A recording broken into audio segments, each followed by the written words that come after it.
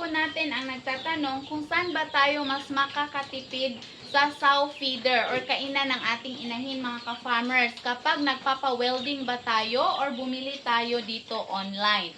So, base sa experience po namin mga ka-farmers, mas nakakamura po kami nang bumili kami nitong online. Kasi kami na mismo yung naglagay mga ka-farmers. Dahil may kasama na po siyang bracket, so pwedeng-pwede na po na tayo yung maglagay. Meaning, DIY po ito mga ka-farmers. Do it yourself. Kaya madaling-madali lang po siya.